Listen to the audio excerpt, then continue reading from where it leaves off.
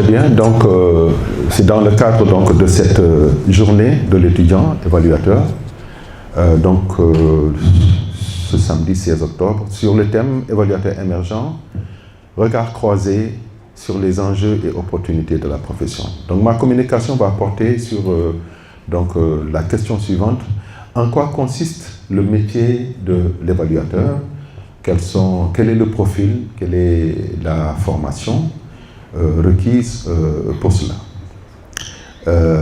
Très rapidement, le chargé de suivi-évaluation, qu'est-ce que c'est? Pourquoi? Quelles sont ses missions principales? Quelles sont les compétences requises pour cela? Et quelles sont les qualités personnelles? Parce qu'au-delà des connaissances requises, de l'expérience, mais également il y a, disons, un savoir-être, n'est-ce pas, qui est très important. Le chargé de suivi-évaluation, donc, de décrire un peu en quoi ça consiste, qu'est-ce qu'il fait, quel est son mandat. Il se charge de développer et de coordonner le système de suivi et d'évaluation des plans, projets et programmes de l'organisation dans laquelle il évolue, mais en collaboration avec sa hiérarchie et ses autres collaborateurs. Chaque fois qu'il y a recrutement d'un chargé de suivi et évaluation, on décrit toujours quel est son niveau de responsabilité et quelle est, disons, sa position dans l'organigramme de l'organisation. Donc, il assiste techniquement le chargé de programme dans ses tâches et il est généralement appuyé dans ses fonctions par un coordonnateur. Donc, c'est le coordonnateur qui coordonne, pardonnez-moi la répétition, donc le projet, le plan ou le programme. Et dans ce programme, nous avons le chargé de programme qui est assisté techniquement par le chargé de suivi-évaluation. Donc c'est pour dire que déjà, en précisant cela, nous avons une idée de quelles sont les compétences requises pour ce chargé de suivi-évaluation. Le chargé de suivi-évaluation, donc, il est responsable de l'élaboration des plans de suivi-évaluation et son intégration dans le cadre logique.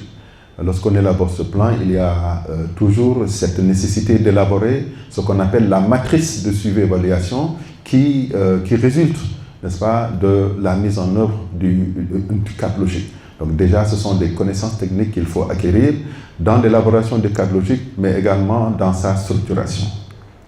C'est également la mise en place d'une base de données actualisée, et cette base de données, elle doit effectivement contenir tous les éléments d'information. Donc il y a certainement un niveau de connaissance sur la gestion des bases de données.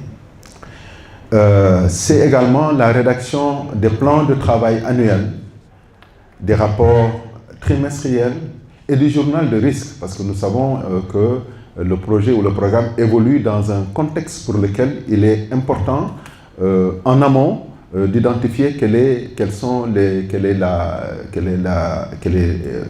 risques qui sont liés à la conception, mais également à la gestion de ce projet. Donc c'est le responsable de suivi-évaluation qui effectivement prend en charge disons, les éléments relatifs aux informations sur le contexte, sur la gestion des risques et quelles sont les stratégies de mitigation qui doivent être identifiées pour cela. Le chargé de suivi et évaluation, c'est également la rédaction des rapports, des revues mi-annuelles, donc trimestrielles, semestrielles ou bien annuelles. Donc vous voyez, ce sont des capacités d'analyse, de diagnostic, mais également des capacités de rédaction avérées.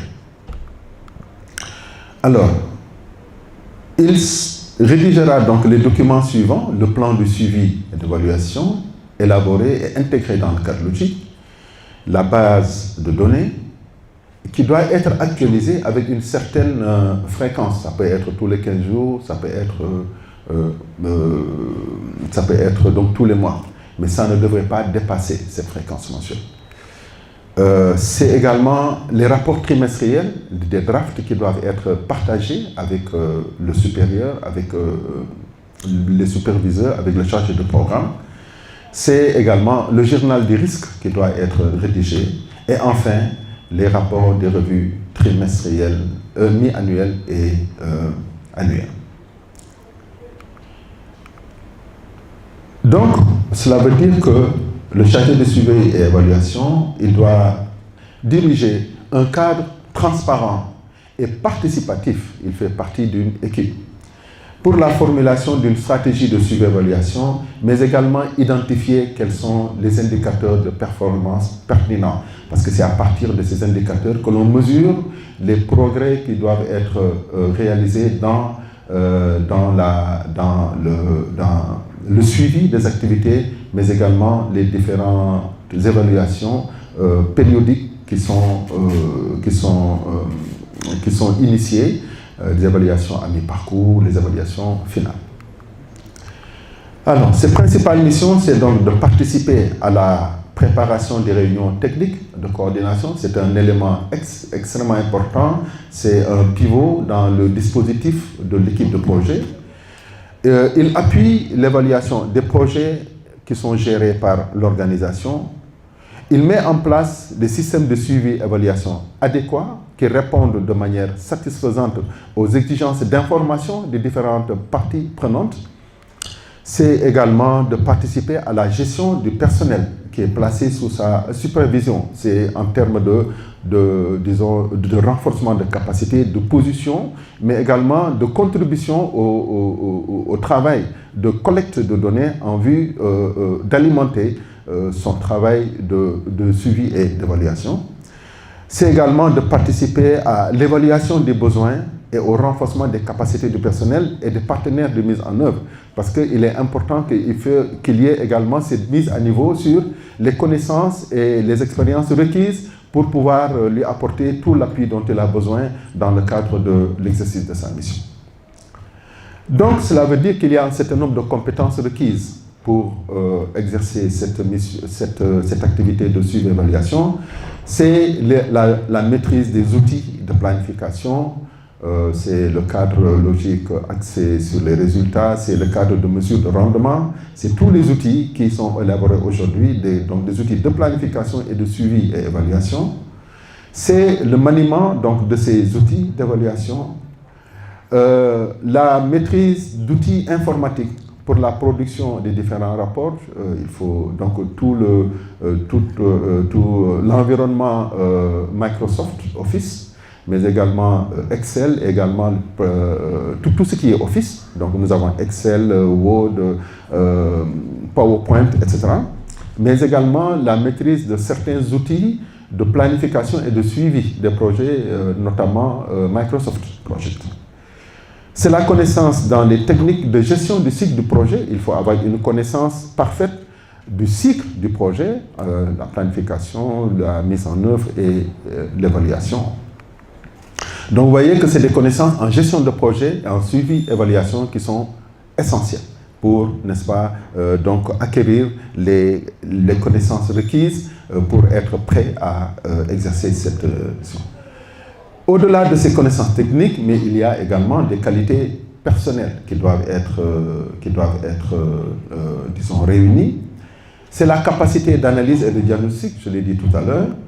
C'est aussi l'esprit de synthèse et la bonne expression écrite dans la rédaction des rapports. J'ai particulièrement insisté sur cet aspect tout à l'heure. Le sens de la négociation, parce que c'est des informations à collecter auprès de ces différents collaborateurs, mais également auprès du personnel de mise en œuvre au niveau des autres parties prenantes. Donc il y a vraiment quelqu'un qui doit être d'un commerce abordable, facile et sympathique pour pouvoir disposer des éléments d'information dont il aura besoin pour alimenter, n'est-ce pas, tout le dispositif qu'il doit mettre en place. C'est le sens de l'écoute, donc vous voyez que ce sont des qualités humaines qui sont extrêmement importantes. La capacité de travailler en équipe, je pense qu'on l'a décrit tout à l'heure en parlant des compétences requises. Le sens de l'organisation et de la gestion. Donc vous voyez que c'est un profil assez aigu, mais c'est également un environnement dans lequel il faut avoir les capacités d'adaptation et donc les connaissances, l'expertise, mais également le savoir-être requis pour qu'on puisse travailler dans le cadre requis afin d'établir les relations interpersonnelles. Je pense que les qualités interpersonnelles sont extrêmement importantes pour ce niveau de responsabilité. Donc, je viens de décrire donc, de manière, disons, assez pratique qu'est-ce que le chargé de suivi-évaluation, qu'est-ce qu'il doit faire, quelles sont les compétences requises, mais quelles sont les qualités humaines également qu'il doit avoir pour pouvoir donc remplir cette fonction. Alors, en ce qui concerne maintenant les enjeux et et toutes les autres questions relatives au profil de l'entrepreneur, de l'évaluateur émergent, je laisserai le soin à mes collègues, n'est-ce pas, de revenir sur ces points. Je voudrais vous remercier de votre aimable attention et vous communiquer en même temps les adresses et contacts de notre association. Au sein de Sénéval, je profite de l'opportunité que vous m'offrez pour parler un peu de notre association, qui est une organisation à but non lucratif qui est née en 2012 sous forme d'association, mais qui existait sous forme de réseau depuis 2003, et au sein de laquelle nous avons mis en place un certain nombre de groupes thématiques, dont le groupe thématique évaluateur émergent, le groupe thématique évaluation enfance et jeunesse, un autre groupe thématique équité égalité dans le genre, et un groupe thématique sur les droits humains, la gouvernance et la démocratie. C'est ce groupe évaluateur émergent qui constitue aujourd'hui l'un des groupes thématiques les plus dynamiques et les plus performants et qui nous ont valu aujourd'hui beaucoup de satisfaction. Je souhaiterais donc que pour nos étudiants évaluateurs qui sont présents dans cette salle, de les inviter et de les encourager à venir nous rejoindre, parce que nous avons des programmes de renforcement de capacité et des opportunités que nous offrons à ces jeunes évaluateurs à travers les initiatives qui sont prises par nos partenaires, qui aujourd'hui offrent beaucoup d'opportunités d'implication des jeunes dans des missions d'évaluation à partir du terrain. Parce que je dois affirmer ici que l'évaluateur, c'est celui qui participe aux activités pratiques de mission d'évaluation. Et nous avons une chaîne d'activités, disons, comme pour parler en gare, nous avons une chaîne d'activités qui compose la mission d'évaluation. Et la mission d'évaluation, elle commence d'abord par des activités pratiques de collecte, d'analyse et d'interprétation de données et surtout de rédaction de rapports. Je pense que ce sont déjà des activités pratiques qui peuvent être proposées aux jeunes évaluateurs et qui permettront, disons, d'être impliqués dans des missions d'évaluation. Ce sont des choses que nous ne retrouvons pas dans les bouquins, mais il y a un vécu que le jeune évaluateur devrait avoir dans les missions d'évaluation pour lui permettre déjà d'être impliqué dans l'ambiance des missions d'évaluation et de manière pratique de savoir quelles sont les différentes étapes les différentes étapes du processus d'évaluation qui part de la préparation, de la réalisation et enfin de la rédaction.